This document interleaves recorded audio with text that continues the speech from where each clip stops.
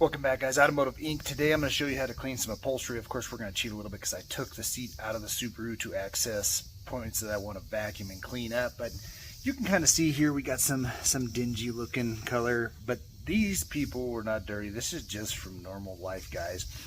And I'm going to put links to everything that I use down here. So obviously I have a little bit bigger setup when it comes to my compressor, but guys, if you're looking for a gift idea for somebody in the garage, you got kids, you got air bicycle tires, I'll put a link to just a really inexpensive pancake compressor that'll actually probably be strong enough to blow out your sprinkler system too. But I have a huge one in there because I do paint on vehicles also. So and then just some blow nozzle stuff. I'll put all the links in there. Guys, if you don't have a little steam greeny spot machine, you got kids, you got pets, you got, well, if you make a mess yourself, it's a good tool to have around the house. This thing's lasted like 10 years. They got newer versions, but it gives you opportunity to have a solution set up and a scrubber with a vacuum. So if you do put a lot of water on here, I'm not going to put a ton of water on here to clean it, but then I got my handy dandy Dawn dish soap. I'm not endorsed by Dawn or any of these other products that I'm supporting. I'm just going to show you guys some inexpensive things and some great things you can have at the house, and will help you clean up these seats. Now you can do this all in the car, but we're going to cheat. But let's just take a look at the seat real quick. So we can see over time our habits will accrue great stuff, you know, great stuff down here in the cracks, grease stuff just from our arms and everything like that. So we're going to use compressed air on an air compressor to blow out most of those things before we even get it wet, because if most of that's oil, food or whatnot, it will become stuff. So here is a cheap air nozzle I got from Harbor Freight. I will put a link on Amazon so you can get it.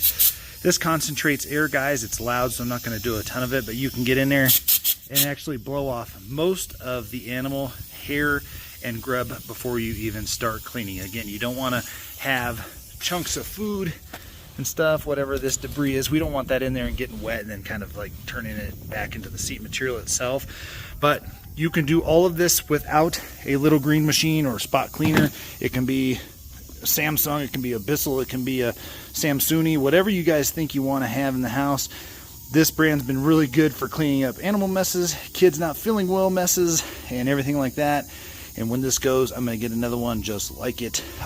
You don't have to buy the solution. Again, this is going to be Dawn dish soap. This is just hot water.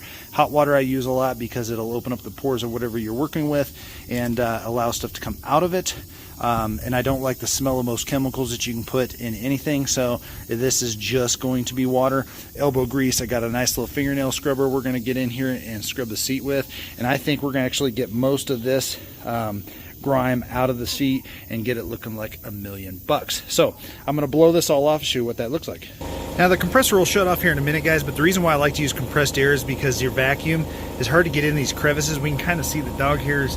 There was tons of dog hair in here, and you could try and vacuum it all day, and dog hair just kind of penetrates itself. So if you use compressed air, you can use that nozzle at the same time, swipe with your hand to kind of pull it out of the fibers here, because it's going to kind of weave itself in. But now we're just going to take our hot water here along with our Dawn dish soap. It's good, it's soft enough to use on Ducky's little feathers. We've seen that before. It's you don't have to go out and buy expensive upholstery cleaners, guys. You don't have to go out and buy $50 worth of chemicals that make your fabrics, you know, sticky or slick or stinky. This smells good, it's natural, it dissipates quick, dries quick, and it won't stain it, because you can read the back of all those chemicals and they say try on an inconspicuous spot first, so that way if it stains it or ruins it, you won't continue to use it, but then you've already purchased it. So this is Dawn dish soap. Everybody probably has it. You can probably buy a knockoff, guys, but I like Dawn. They don't support me, but I wouldn't turn them down if they decide they want to, but it's one of my favorites. So we're going to take this warm washcloth and we're going to just start scrubbing it. I don't like using brushes on cloth fabric, just because it can, especially on older stuff, it can pull. So a terry cloth towel, super cheap, links down in the description. Let's start cleaning the seat, and we can just kind of see it's got some brown spots, it's got all kinds of stuff. We got our leg spots here. And it's going to get out the most of what we can, guys. Some stuff, just by age, is going to be that way. But you can see right here, the compressed air got all that goo out. We had some, you know, just ladies lose their hair, lady hair wrapped around this. This is the screw mechanism for the seat, so you can take your time and kind of blow that out and clean that out. and then we'll work on the plastics here and see how she goes. Alright guys, so we have the passenger seat out. Not as many stains. You can see some darkening here. And then let's go look at the inside. So we got this vacuumed off, blown off with the compressed air, all the nooks and crannies, and then we got a nice sunny day so this can dry outside. But we're going to have to use scrubbing, some Dawn, and the little steam cleaner, little greeny machine on this seat, especially the back seat. And you can kind of see right here they spilt something. We're going to get most of that off, if everything. You can see some dark spots over there on the center cushion, and you can obviously see right here. Lord only knows what that is. Elbow grease, a lot of scrubbing, guys. One thing I will tell you is, you're going to need, one of those scrubber brushes that I've shown you guys a couple times. And this is where having some extra suction power, because we're going to be putting a lot of water on it. The suction power to pull that water back out is going to be good. So we'll be using another attachment on the shop vac, converting it to wet vac. But you can see that this is all going to be done with basically Dawn dish soap and no cleaners. I don't like the smell of the Bissell stuff that goes in there. We don't really need that. Most of these seats are made out of like a polyester blend, so it typically comes out. Now, when we saturate it and pull out, you can see that big stain on this back seat. Don't be surprised that you'll get that big stain out, and then a few days you might see some smaller spots come up that weren't there before. That's probably the saturation of whatever soaked the bottom seat that didn't get extracted. That's now going to be coming back out and then drying in those new spots. So you may have to do the procedure over in a smaller area, so just be aware of that.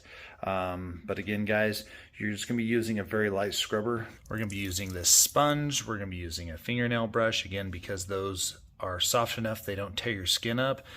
So you have to kind of treat your interior very similar to like your skin. So you imagine if you're going to be using a super coarse, hard brush, it can damage the seat. It can pull those fibers, snag, whatnot. So again, I will show you the fingernail brush here in just a little bit that I'm using, but if it's soft enough to go there, you can use that on your seat. Sponges, obviously, but we're going to be using that. We're going to be using the shop vac attachment here to extract the water, because this back seat's so gross that we're going to have to do that. Now, on the front seat, some smaller spots did come up, so we're gonna have to address those. Same with your seatbelt material. That is gonna be like nylon typically, so that stuff should be able to be pulled out, but it's going to take some elbow grease. So without further ado, we're just gonna get going. Again, if you've used a Bissell tool, like an extractor tool, you'll spray, scrub, pull it out, spray, scrub, pull it out, and the harder you work, the better it's gonna look. We'll see you on the next one. Alright guys, so all the seats are back in. All of it was extracted, and they look great, almost like brand new. They're still a little damp, so you can see a little bit of shading in there where it's damp, but got the stains out over there. That big stain, I was able to basically do the same thing with the headrest, pull them out, do that. All of these cushions done. Like I said, it's just damp in here still. Got all the seat belts clean. You remember all that nasty yellow that was on them? That's out of there. Yeah, it ended up looking really good. I hope that this video helps. Again, it's going to take a lot of elbow grease, guys. This isn't going to be something that you're going to just,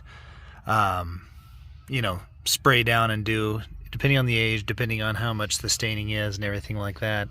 It's just going to take some time. But, yeah. Again, it's just dark, so once you kind of wave out the seat, it comes nice and clean. So there'll be links below to a nice wet dry vac in there, a floor scrubber, all the tools that I use, and again, just the Dawn Super Active, so it smells good. And then give it a few days to dry, guys, and you should be aces. All right, guys, we'll see you on the next one.